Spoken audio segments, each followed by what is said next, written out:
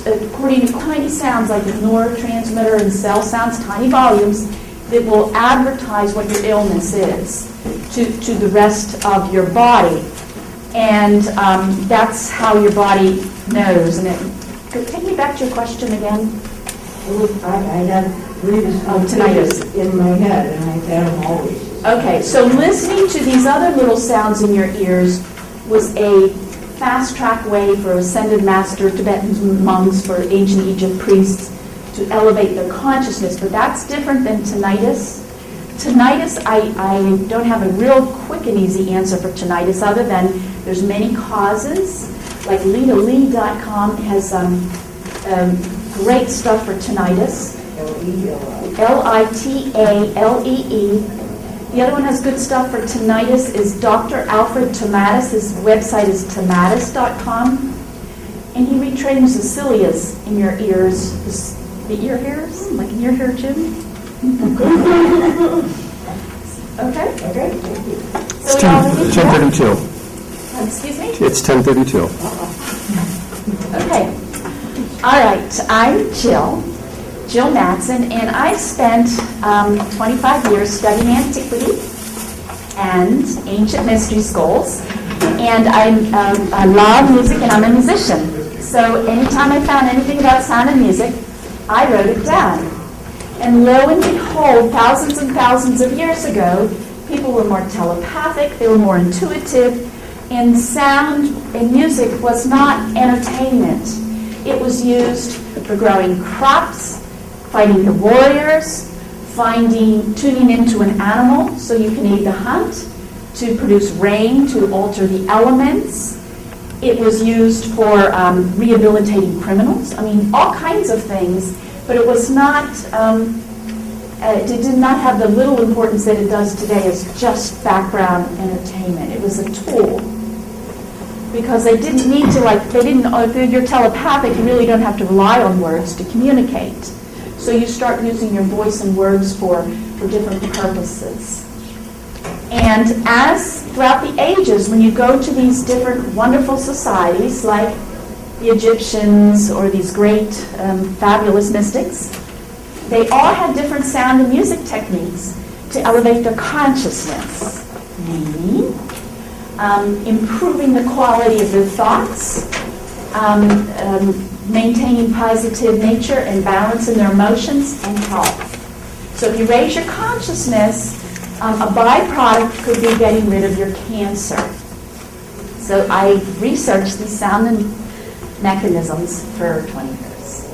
Today, I'm just going to focus on a little piece, and I'm going to focus on using sound to develop your psychic and intuitive skills. I could go for a week on this topic, so I'm going to highlight one little area that we're going to have a little bit of hands-on, and then secondly, I'm going to go over and give you some quick introductions to some really powerful and cool uses of sound. One thing about sound, let me see, you can remember from science class when they talked about this theory of resonance. And it's real simple, easy. If you have a violin here and a violin here, you play a G sound on this violin, this G will start to sound. It's science. It happens every time. It can't not happen. They call it resonance, and I like things very simple for me. So I always tend to think of sound as energy. So I always tend to think of those little cute little gerbil tubes, and I think of a gerbil tube going from one violin to another, and energy transfers. If you have the same pitch or an octave of a pitch, and an octave is like bum, bum, it's the same note, just higher or lower. Okay, so we have these wormholes to transfer energy. And through that, you can target all kinds of different ways that you want energy and where you want it. Okay, so I'm going to talk about how the area I selected, the little area that we're going to do hands-on, is how to target angels, masters, guides for yourself, target them by sounds and attract them by sounds, and maintain and develop a positive relationship with sound. Sounds, everybody up for that? Okay. Before we get into tying into our ascended masters and guides with vibratory energy, I got to go back and do just a little education, like little tool builders. Maybe give you 4 little tools of sound healing so that I can talk and you can understand what I'm saying. Okay, the first one, I'm just going to remind you about the electromagnetic spectrum. And that's just like if you think of during a second, if you have 1 wave in a second, and then you could have 2 waves in a second, or you could have 3 waves in a second. That's what the electromagnetic spectrum is. It just shows you how fast or how many waves there are in a second. And if you've seen them in science, they have these little, simple little pictures, and they have here's visual sight. Here is, sound. Here's X-ray. Has everybody seen them? You're kind of on board with me where science will say whenever you have so many vibrations per second, you have a certain type of consciousness or energy. It's okay? So we're all on that? And remember, I just talked about resonance. And so anytime you have an octave in any place on that electromagnetic spectrum, energy transfers. Can't not, science. So that way, you can take energy from, let's say, your emotions. I can feel love, but love is an actual frequency. That's why when we all talk about love, we all know what we're talking about. Because it's the same thing, it's the same vibratory frequency in our octave of emotions. In our octaves of brainwaves, you can see them in our little science books. They have alpha, delta, and theta, and so forth, which I think are very hard to understand in a straight line. It's so much easier to see them in a circle and understand them. But they're simply increasing speeds of wavelengths for your thoughts. So if you have a certain thought often, worry, and you think it enough, you're going to find that that thought pattern and that emotional pattern is an octave of the muscles in your tummy. And that's how you get an ulcer. And that's why you don't get a sore foot when you worry. You get an ulcer because this is the octave. So that's the relationship between that thought, that feeling, that muscle or body part. Okay, so you can identify things in different octaves and send energy through sound. Okay, and sound is it is the most powerful medium for one reason, and only one reason. It's science. It's not better, it's just science. As you energy transfer, remember we talked about the violins and they transfer energy through energy, like one of the same note or an octave, and we imagined a gerbil tunnel where the energy would transfer between an octave. So the more octaves apart, the energy has to go a longer distance. And as it goes a longer distance, it becomes a little less powerful.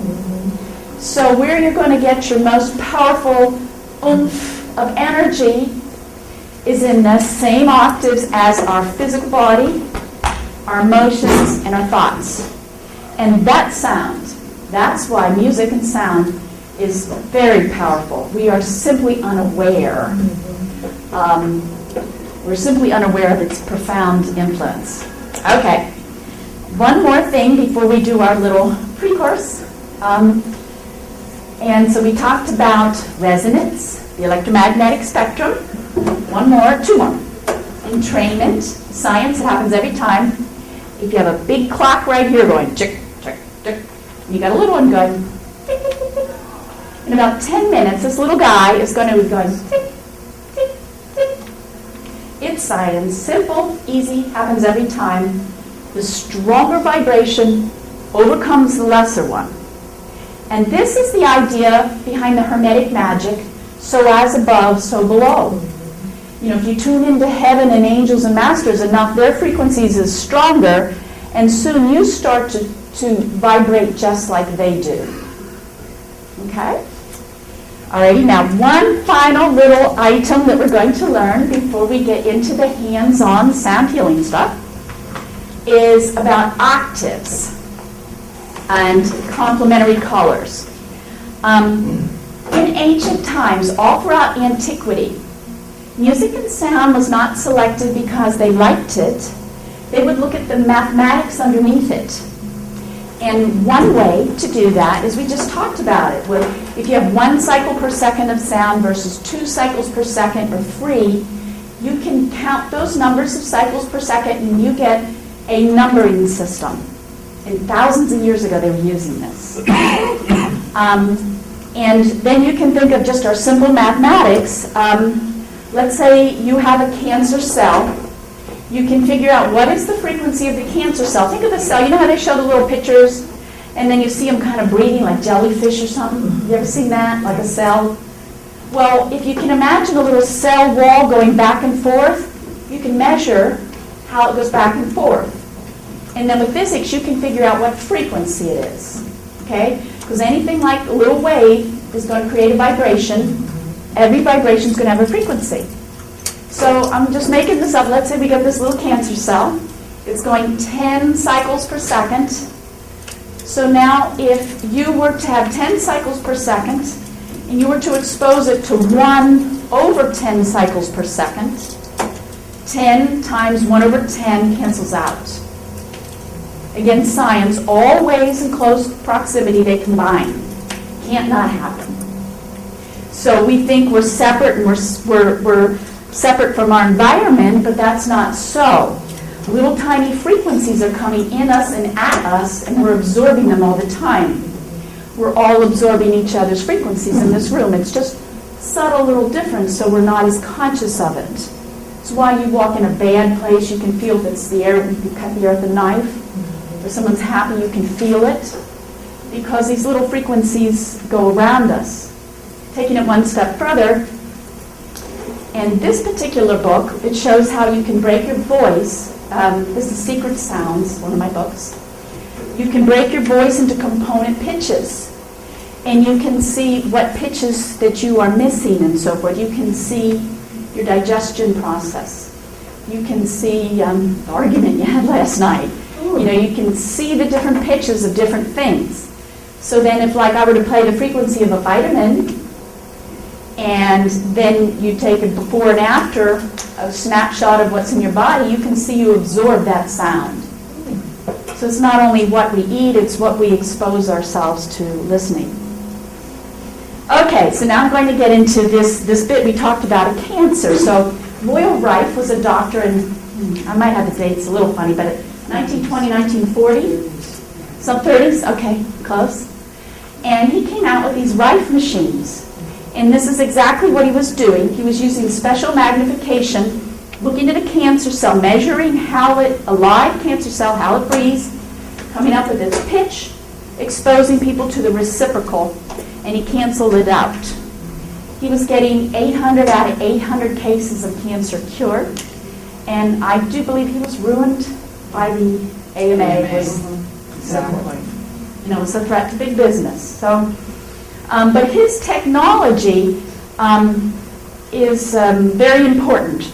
And if you were to take a musical scale, you know, like do, re, mi, fa, and just put it in a circle, and then superimpose a color chart on top, your standard color wheel that you find at every paint store, you'll find that there's 7 major colors, like 7 colors in a rainbow, 7 major notes in a scale.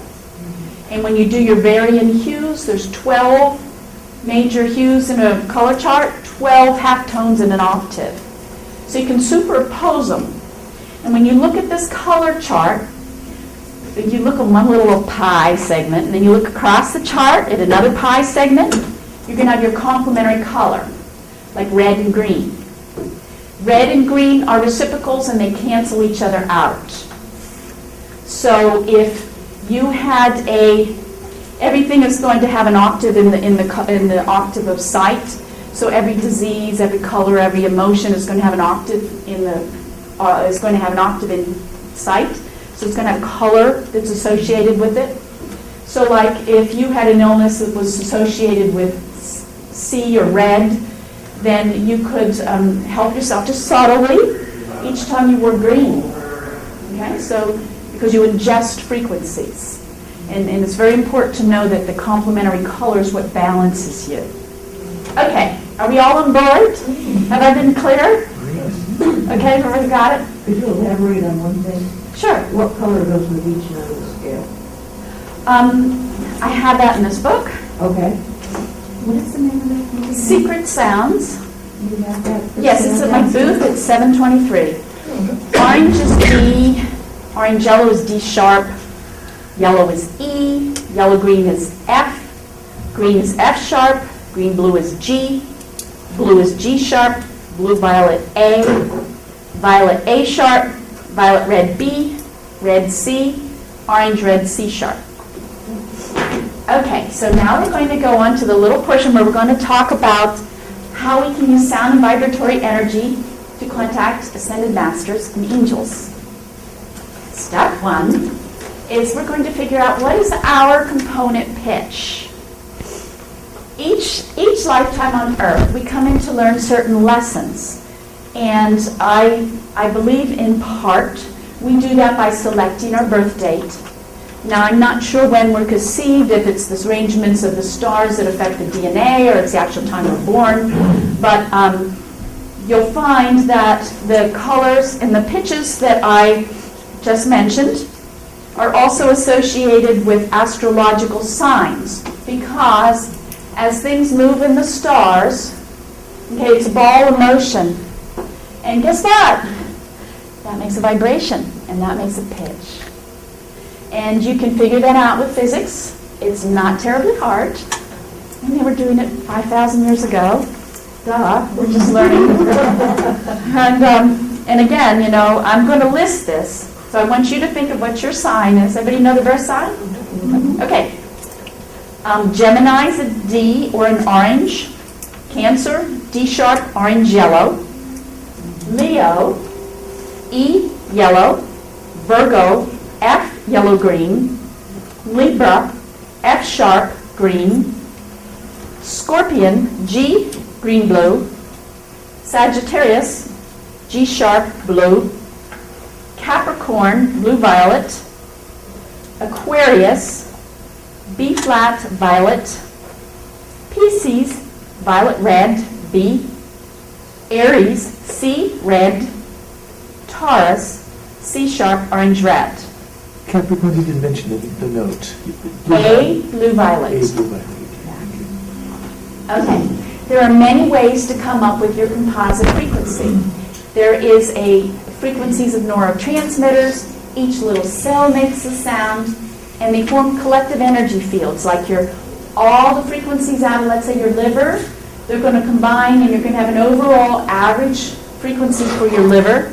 And you'll find most people that's generic, all our livers are pretty much the same frequency and so forth. So you have these overall composite frequencies, and then you can average your frequency for your whole body.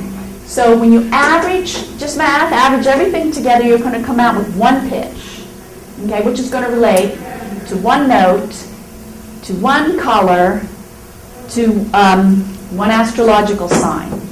When people come into life, sometimes they will come in with one major purpose for life, sometimes two.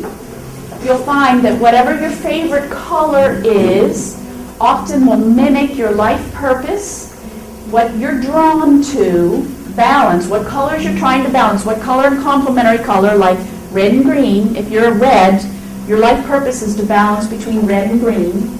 And there's going to be emotions associated with red, ego, self-confidence. There's going to be emotions associated with that red. There's going to be emotions associated with green, with abundance, lack of abundance, with health, lack of health. So you're going to have these two energy fields that you're going to have to balance. And that's what part of your life purpose is. Sometimes people have two purposes, and you'll find that those people usually have two favorite colors, and they're going to primarily, let's say, learn the lessons of their first favorite color, and secondarily, the lessons of their second color. Okay, so another way to come up with your fundamental frequencies, it could hook you up, take you into a hospital, hook you up into a machine, and it could calculate for you. So it can be done that way, but we're not going to do that here.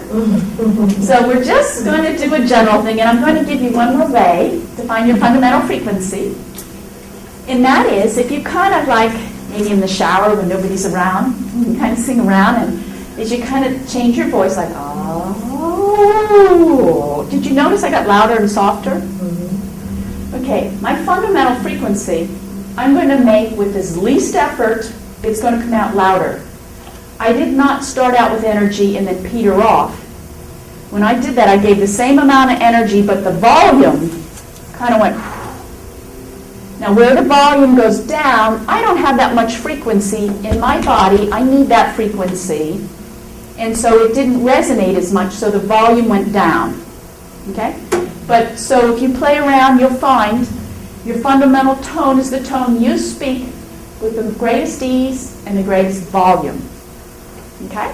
So, here's where we are so far, is that you might have an idea of your fundamental frequency by your birth date and the color associated, and or your colors, your favorite colors, and or could even consider the complementary colors. You know, and if any one of those is really strong, that's probably it. Okay. So now we're going to part 2 of this. So we're going to think about ascended masters and angels. Now, when you ascend, in enlightenment is the mastery of all the emotions, which is an octave of sound. Same thing, because energy transfers to resonance, okay? When you ascend, you master the rainbow colors. You master all the emotions, all the thoughts, and all the physicality. That's why it takes us so many lives. Okay, so we master white light. And, but just like, you know, you have a doctor, and then you have specialists, you'll find that your ascended masters have mastered white light, and then they specialize. So what color, you tell me, what color is Michael, Archangel Michael? Blue. Blue. Okay, we all know that. I'm just going to go down a few, but if your ascended master isn't spoken in this moment, because this is just a brief little thing, just get online and put in, you know, what is the color of, and then list your ascended master angel. It's all over the internet. You can find everybody's color. So right off the top, I'll just mention some. Archangels, Raphael's green, Michael's blue, Ariel's gold, Uriel's violet. I'm just thinking off the top of my head, Saint Germain's violet, Jesus is gold, Buddha's green, both Marys, Mother Mary's and Mary Magdalene are pink. Your, like, Sai Babas and Hindus are orange. So anyway, you can get a color of any ascended master or angel. Now, one thing about the angels who have not been humans, they have more focus. They're not so spread around. They're not the jack of all trades. Like Archangel Michael is blue. Mother Mary's blue, but she's got a little. I mean, she's pink, but she's got a little blue in her too. Because we as humans, we just get so excited. You know, we dabble in this.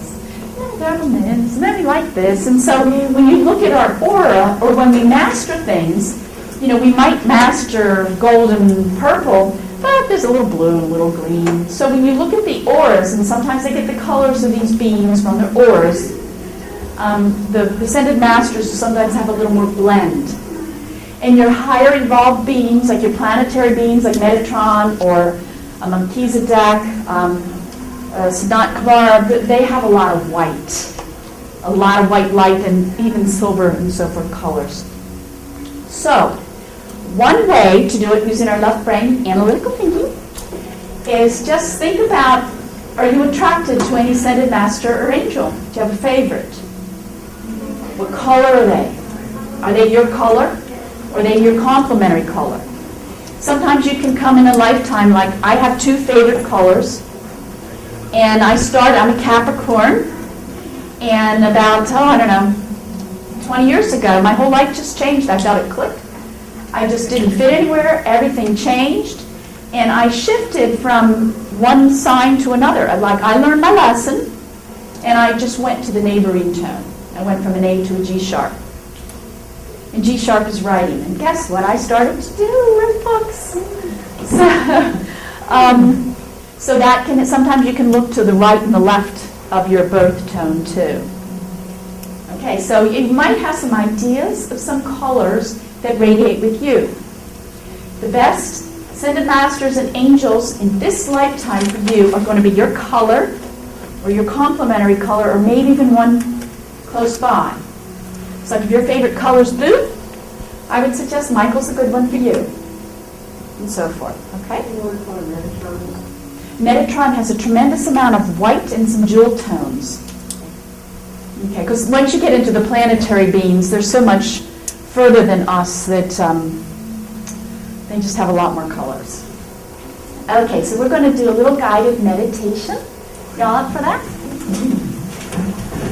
Okay, I want you all to just relax. Close your eyes, and I want you to feel really, really safe. And we're going to be walking in a beautiful field, and there's a willow tree in the distance. You can see the wind blowing the leaves, so gentle. We're walking in this field with some grass, and as you walk, you can feel the earth underneath your feet. You can smell fresh air. You can hear the birds. You can feel the sun. You can feel it on your hands and your face. It's so safe, so wonderful. We're walking across this field. And as we go, we're going to go up to that willow tree.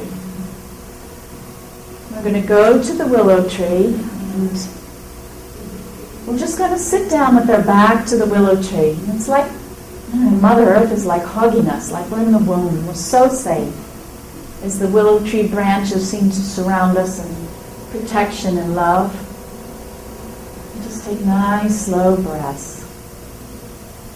Now, I'm not asking you to see anything. I'm just asking you to use your imagination. That's all. I'm going to just have you sit there with your eyes closed, and I want you to imagine a color. Whatever is right for you is right. Just imagine a color. And you're going to remember what this color is. Okay. Now I want you to take that color and put it up to your front right.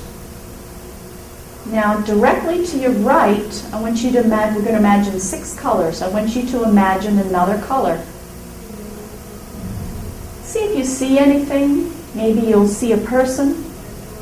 Maybe a smell will come in your consciousness. Maybe you'll hear something, taste. Okay. We're going to just let that clear. We've got 2 colors now. See if you see a color to your right back. See anything, feel anything? It's okay if you don't. But if you do, just take note. Because whatever is right for you, you'll imagine or be shown. Okay. You just remember what these colors feel like. They all have a feeling with them. Okay. I'm just going to breathe that in, and we're going to imagine a color in our left front. You see anything, feel anything? Any thoughts, memories, visions? It's okay, and it's okay if you don't, too. Just imagine a color. Off to our left, direct left, do you see or imagine a color? Just use your imagination. That's it. Remember it. Remember its feeling. Okay? To your back left. Think about a color. Just imagine it.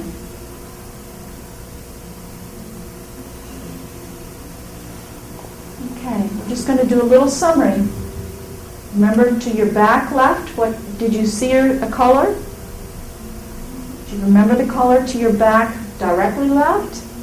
And the color to your back front left?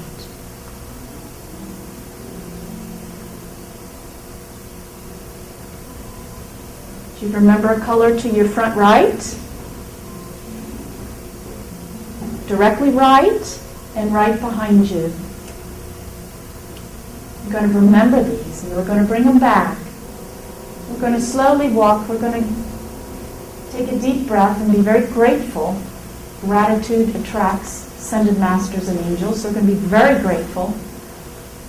And we're going to just start to stand up and we're going to walk around that beautiful willow tree.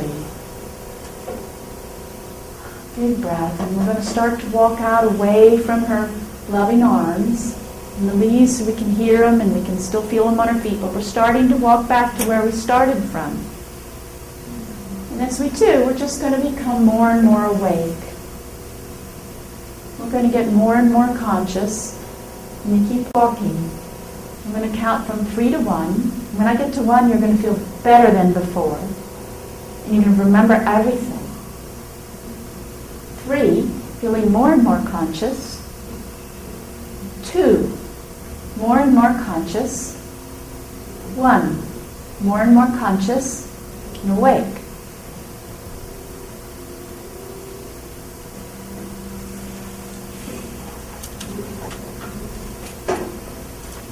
Okay. Does anybody feel comfortable? Did anybody see any colors? Imagine colors. Did anybody imagine at least something? Okay. Lots of times you can get a lot more, but that's all right. Just remember the colors.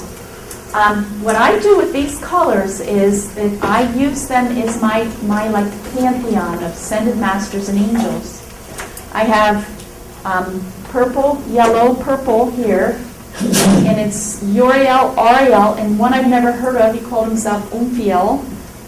Then here I have Jesus, the Sun, and Saint Germain.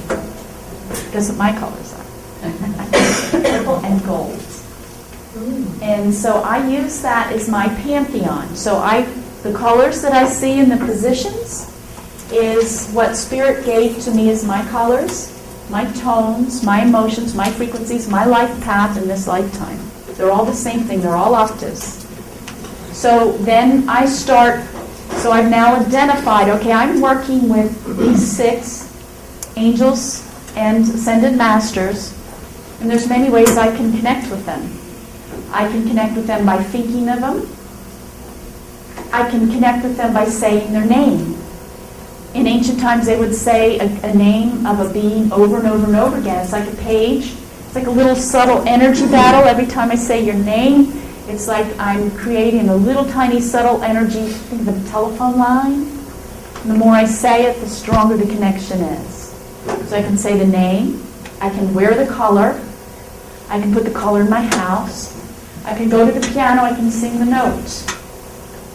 Now, when you imagine these colors, like let's say you imagined yellow. Okay, yellow, let's say, could be many beings, but let's say it's Jesus, and you have always liked Jesus or resonate with Jesus. When you see the yellow and you're doing like in a prayer or meditating or something on that, pay attention to the feelings, because you will recognize what Jesus feels like. Just like if you could imagine your mother sitting next to you, you all know what your mother feels like. Same thing. So then remember the feeling, which is an octave above the color, which is an octave above the note. Okay, you can use that as a tool to strengthen and empower your relationship. Okay, is everybody on board? You all got it? That is one way, just one little hands-on way to use sound and music to do great things. And I promised in this lecture to tell you many ways to use sound and music. So I'm going to use my remaining time telling you different real quick, easy, powerful ways. Sound, again, is one of the most powerful mediums because the sound has gerbil tunnels right to our body, mind, spirit. Okay, the first one I was going to talk about is these little things called sound and light machines. Most of our modern stuff is all ripped off the ancients. I do it too. Thank you. And the Tibetan monks had this little technique that they did with ting shawls, these little tiny cymbals, little tiny guys. They would like put like frequency 1 in this ear, bung, bung, little off. And if it's close enough, your brain will not hear bung, bung, won't hear either one. It's going to average and combine them. So what you've just done is you've created whole brain functioning, and that's where geniuses operate. And now how you memorize and become a habit of using your whole brain is just by repeats. So you can use these little sound and light machines. I have several at my table, but there's others available too. You can use these little sound and light machines. The more you put them on, the more you become a habit. You do it for a while, then you have a habit. When you go into something that you need intense focus, you just automatically open up both brains. The other thing about the machines is it will dial your brain wave to a specific frequency. It can't not happen in science. So if I put 20 cycles per second here and 10 here, your brain's going to hear 15. Then I can go in and go to all the scientific studies at Stanford and all the snazzy little universities, and they will tell you what happens at 15 cycles per second. Like at certain, some of the delta and thetas is when you do mediumship. It's when you do remote viewing. I learned to channel by using this machine. I'm a wonderful channel. I learned mediumship. I'm extremely intuitive, and I guess I can't say for sure how much comes from the machine, but a lot of it had to. Because I just kept going down to delta and theta, and I did it for over a year. I woke up like early in the morning, and then I just rolled over. I didn't get out of bed. And I just listened to the tones, and so I could go down to delta, get more sleep, and practice on delta and theta brain waves. And now I have an incredible psychic abilities. I think a lot of it has to do with those machines. And I believe you can buy some CDs that, like, the machine does the whole everything. I think you can buy just a CD with some binaural beats. That's what they call that. I have one CD with that, and it's called Cosmic Streams. And since I spent my lifetime going through all these ancient mystery skulls, I ripped them off like everybody else. They're just great stuff. It's all forgotten, and it's so powerful. So I guess it's time to bring it back, or it wouldn't have been led there. So I took how they did their chakras in, like, the Mayans, the Incans, the Egyptians, the Chinese. They all did it differently. And in my Cosmic Stream CD, I combined them into one meditation. So I found 17 different ways to tune your chakras. And then I sunk it with sound, meaning, like, if you're imagining red, well, red's a color, but red's a frequency. So I'm playing red. So as you think red, the energy from your thought of red is greatly magnified by listening to red. And of course, the root chakra is going to be associated with an organ. Organs in humans are pretty much the same frequency, person to person, so I'm playing a healthy organ, and so forth. So they're just loaded with these little sounds. Yeah, so that's one way. And then I was just going to tell you about my gifts. I have one set called the Healing Flower Symphonies. Remember I told you before you could listen to your vitamins? You can, because it's a wave. You know, how does your body know when you take a pill, how does it know it's not a Twinkie? It counts the cycles per second, okay? And then it uses the wave energy, and it will need that certain cycles per second, like let's say for the Krebs cycle of ingestion or something. So when you listen to things, you ingest them as well. So I have the frequency of 12 of the Bach flower remedies, and they're emotional healing. The idea is that the flower is an octave of an emotion. So a daisy's cheerful, and a rose is beautiful, and of course they have tango. You drink them. The idea is you ingest the frequency, and then it becomes part of you. Well, I have it on sound, and I'm a musician, so this is kind of my music in the background. But in the flower symphonies, I have like a cathartic release, and then a building of a virtue. For example, we'll release impatience, and then we'll build patience. And the ancient mystics, like Theosophy and Alice Bailey said, the most powerful way to change a personality is through sound. It's not the will, it's sound, because you just put it on the background, you listen over and over and over, and you make a habit. And how simple can you get? Great spiritual tool, and you can sleep with them. You ingest while you sleep. So I do want to say for my flower symphonies, that what I learned was that when you build a virtue, it happens gradually. Just think of yourself as a bucket. Let's say I want to be joyful. Every time I feel joy, I can drop a bucket of joy into me. When I fill that bucket, I'm joyful. Okay? But every time I'm cranky, I have to take one out. So, and the idea is to fill up. But when you release, what I found by listening to the flower remedies is you don't release so much bucket by bucket because the negativity gets caught. I think that's why we do yoga and get in all those crazy little positions, so we can release energy, stuck energy by getting into donut kind of shapes and stuff. And so it's harder to release the negativity. So I find when you're the release portion of the flower remedies, that you don't release, you don't release, you don't release, and then it's kind of almost like you burp or something. It's like you get a ball of that negativity. You can feel it going out. Sometimes you may not like the music. If you're not sensitive enough to be able to see the negativity going out, you'll like the music, and then you go, ugh. And then you'll like the music. Well, the was really good. So my big joke is my flower symphonies are not for pansies. You have to honor your old hopes and pains to let them go. Okay, then I have more stuff in my book. From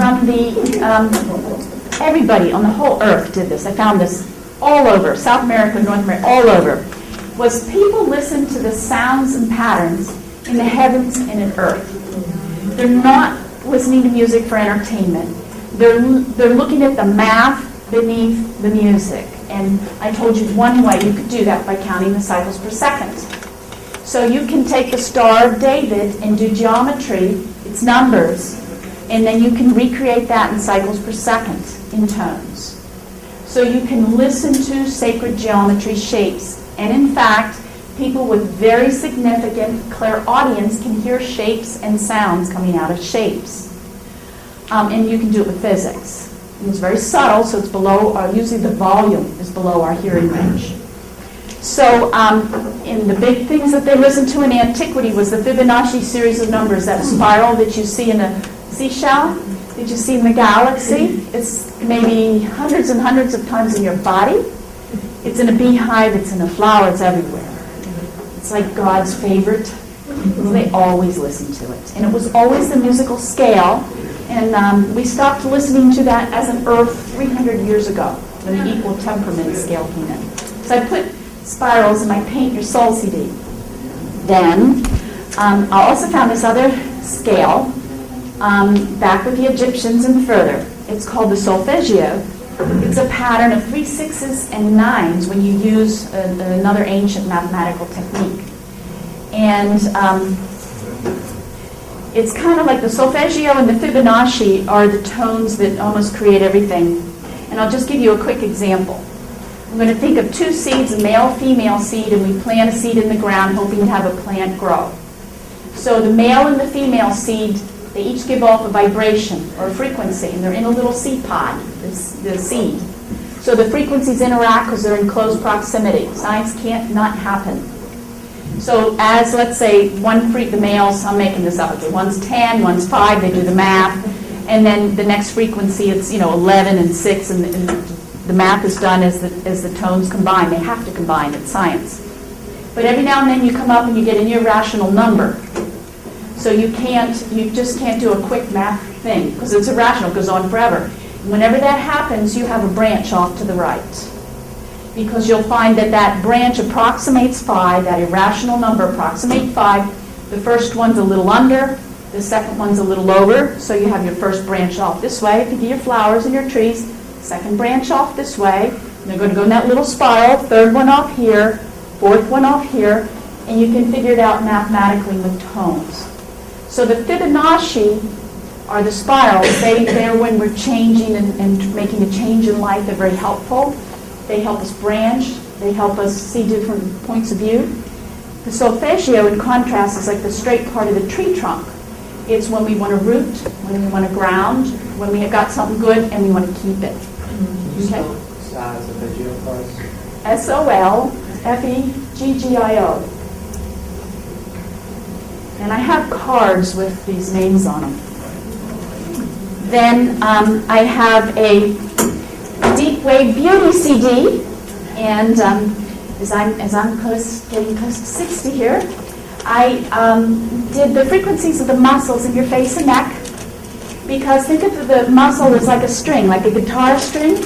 You know, a string bass is big and it's a low tone, and violin is high pitch. So as your muscles sag, they get flat. But entrainment, remember in the beginning we talked about entrainment, one frequency overcomes another. So if you put in the frequency of young, healthy muscles, tightens them up. That's in the deep wave. And then also I put in the frequencies of collagen and vitamins to support skin. And it's been interesting, although it is a CD on physical different blessings, I get lots of people writing about the spiritual blessings as well. When I compose music, I channel, I guess another cosmic plagiarism. And somebody just comes in me and I'll hear it and I just write it down. It's like being a secretary or something. So I'm sure there's blessings in my music. I don't think they are, though. I just hear them. Okay, so that is Deep Wave Beauty. Oh, Stardust. That is off the ancient Chinese. The ancient Chinese, and rightfully so, were into astrology. The frequencies coming in from planets in motion, you can buy them off Motorola. It's not woo-woo.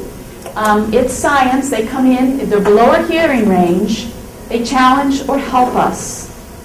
And like, let's say a frequency comes in that's an octave of zinc. You have a cold, you get better. You don't have a cold, you don't get better because you don't need zinc. Okay, it's like that. So anyway, in Stardust, I have all the frequencies of the heavens so that you're mirroring the heavens.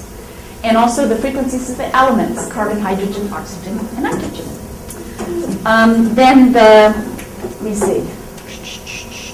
I guess those are my CDs. And then I have two books. I have Ancient Sounds, and Ancient Sounds approaches sound healing from how you would improve intelligence, how you would get more energy, how you might use it to go to sleep, how you might use it for physical healing. You know, it kind of approaches what do you want and how you get it from sound healing. That's Ancient Sounds. Secret Sounds is how sound goes through your body and how you can use your voice. It's the work of Sherry Edwards, who's a master, and it shows you how to break your voice into component pitches, and you can correlate that to physicality, to emotions, to relationships. If you're having difficulty with a relationship, you can modulate your voice a little, tone in your voice, and kind of square off that relationship. Because you're a frequency interaction with the people you're with. And sometimes you can get out of harmony, and that will display itself in friction. So you can modulate your voice a little and get back in. And it also has modulating your voices for a multitude of purposes, and astrology, and color therapy, and music therapy, and so forth. And I think that's it. Do I have any questions? Yes? What about the numbers? Do the numbers have frequency and tones? Yes. The numbers in ancient times, this took me forever to figure out, they didn't use numbers like we do. We use 2 + 2 = 4. They did not. They would look in the stars and they would see one star and they'd focus on it and they would feel what subtle feelings they have from that one star. Like, let's say they look at the path of Venus. It traces a 5-pointed star over 8 years. So they would think about this 5-pointed star, look at a 5-pointed star, and know what they feel like. That would be a 5 energy. So anything associated with 5 would have an energy. So think of Hermetic magic and how they used herbs, like potions, mixing up bacon cookies or something, different things in it. They would use numbers like that. They would use them for their specific energy, and they would combine them for their desired results. So they associate numbers with cycles per second, colors, with feelings, energies, and so forth. Anybody else? Oh, wait a minute. They might have cards. 723, I think. Yes. And, oh, one other thing. At my website, I have free sound healing MP3s and a sound healing newsletter. If you like what you heard, it's jillswingsoflight.com. Go down to the bottom of the homepage, sign up for the free sound healing MP3s if you like.